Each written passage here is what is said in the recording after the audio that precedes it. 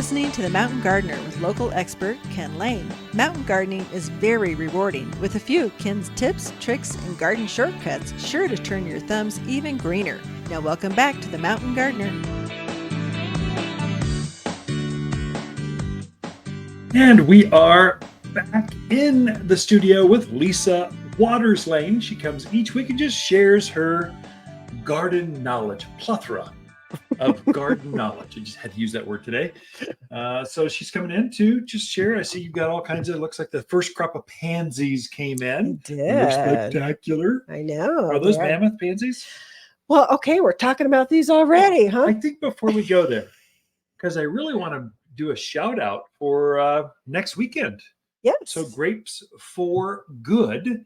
So each quarter we give the garden center away to a nonprofit. And so the fall, Prescott Frontier Rotary uses for the last 17 years the garden center to raise money for the schools locally. So they're coming in September 17th. Right. It's after hours, 5 to 8 o'clock. It's the best garden party it you is could ever want. I mean, it is a hoot. It's a lot of fun. You see your friends from your communities. You see friends from all over the town and Prescott Valley and Chino Valley. And yeah.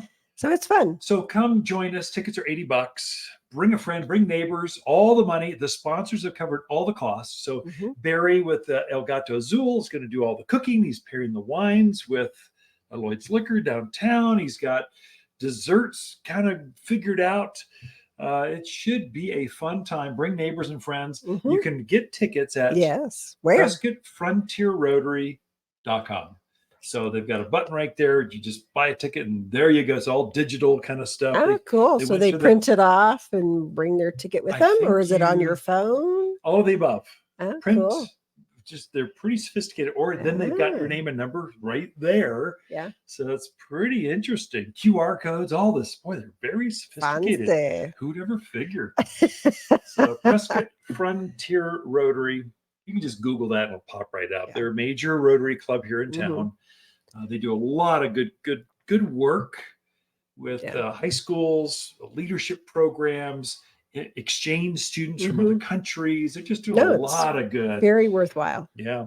And I would say, if you've not been in the garden center in the early evening, it is a very magical place because the smells from all the flowers just get stronger, and it's just a very beautiful, magical place in the evening. The garden center the comes alive. So hummingbirds, butterflies, they all come out that time of the day. So they do. Anyway. Now we can talk flowers. How about that? Now we can talk flowers. So we just did get our first crop of pansies. These are what'd you call them? You're right. Mammoth. Elephant. Mammoth. Woolly mammoth pansies. They're a mix. They're a beautiful mix. They're a gallon size. We had them grown specifically for us, from our growers. So really cool. Yes, you can put them in now. And yes, they will go through the winter into the spring, and they'll keep growing till May, almost. June, in the shade, on where they're at. Through. I mean, they might come back. We don't tell them they'll go through summer. We just want you to plant geraniums or marigolds. But sometimes they will. They don't like the heat. They love the cold. Right. And yes, they're happy with snow on them. They don't mind it. So it's a wonderful little plant to get going in your containers or your flower beds. And so you can enjoy it for most of the winter. We got lots of time left to enjoy it. Yeah. God, they smell good. They smell like pansies. Dipped in coffee. Yay. So our first crop is coffee.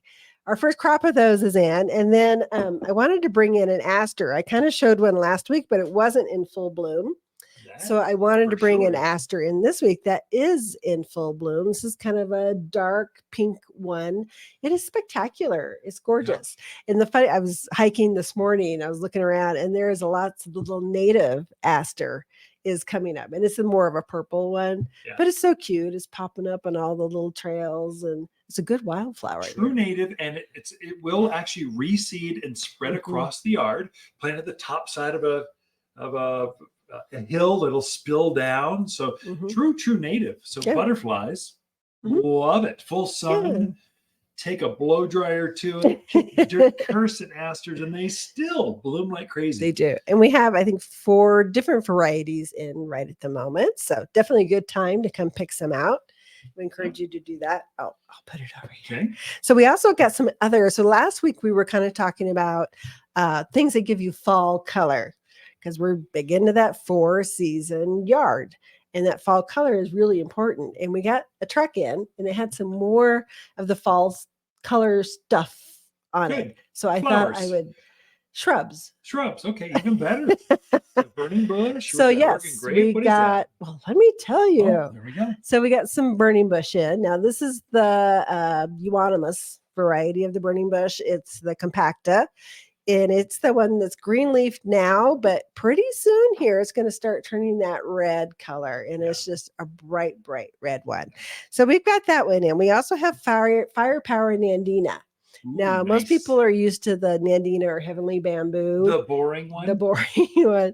This one is about 30 by 30. So it is still evergreen. So it's green right now, but pretty soon it's going to start turning that red, orangey red color. Yeah. And it's probably, out of all the Nandinas, gives you the most fall color. And they'll stay that color until they hit their new growth next spring. So that one's about hip high, something like that? It's about 30 by 30. 30 inches? Yeah. 30 feet? I guess it depends how tall you are. Yeah. 30 inches by 30 just inches. Hip high or so. If you're 6 foot or 5 foot, 8.5 inches, that's hip high. That's true. Oh, I guess it depends on how long your legs are. I don't know. See, it's all relative. We got some chokeberry in. So chokeberry is aronia. So it is another one that's green, right? Well, it's another kind of multi-season plant because it'll put on a white flower in the spring. It'll put on its green leaves. Then it does a berry. So we got 2 different ones in. We got one that gets about 6 by 6. It's the Brilliantissima. There's a name for you. Say that 10 times fast. Say it 10 times slow. I know. But there again, just beautiful red foliage, and you get the berries on it. Chokeberry is one of those that is not appreciated. It's not talked about enough. I should write an article on this. You should. They're so robust here. They're kind of unique to this Southwest area. So this is the time to plant them too. Definitely. Because they look so good. If you're into attracting birds, you just want native, drought hardy, easy to grow shrubs. Chokeberry. Yeah. So we've got the Brilliantissima, which is 6 by 6. And then they got a new one they've called Mellowscape. So it's smaller, gets about 20 by 20. Okay. But there again, you get the white flowers, you get the berries, and then you get that beautiful fall color on there as well. Knee high or head high? Yep. Pick. Definitely got to check those out. And then we got some more barberry in. Now, I love barberry. I love the colors of the barberry because you just such unique, bright colors. We got orange rocket in, which is that taller, narrower one. It definitely has that orangey-ish color, orangey red color to it. Not year round, but throughout the season. Yeah. Goes dormant in the wintertime. We got the lavender nugget, which is kind of I think it's about a 2 by 2, real dark burgundy one. And then we got golden ruby, which is another smaller one, but it's really pretty because it has the golden colors and the red colors in it. I like barberry. Anything with a barb on it. So barberry has little tiny thorns.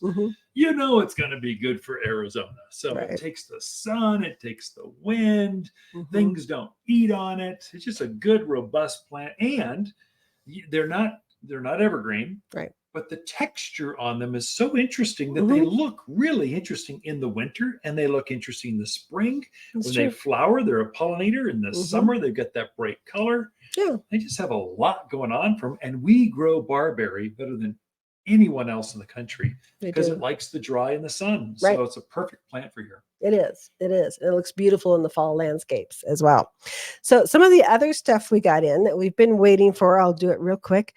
We got some new Vanderwolf pines in 5 and 10 gallon. They look real pretty. One of my favorite pines. It's a great soft pine. It is. We got some new Oregon green pines in. This a really nice, manageable size that you can get into your yard. And we also got some new Austrian pines in. And we have more coming.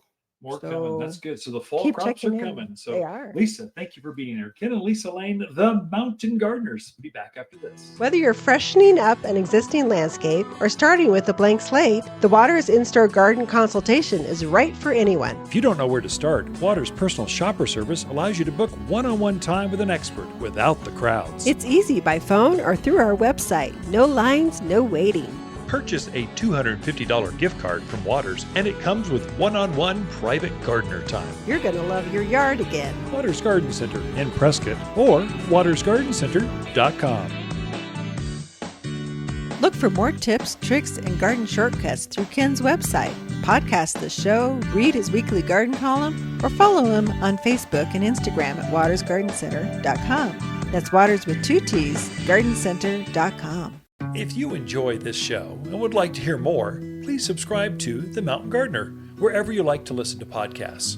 And if you'd like even more garden tips, tricks, and helpful advice, please check out my website at watersgardencenter.com for classes, videos, and more, or my online garden center at top10plants.com. Throughout the week, Lisa and I can be found here at Waters Garden Center in Prescott.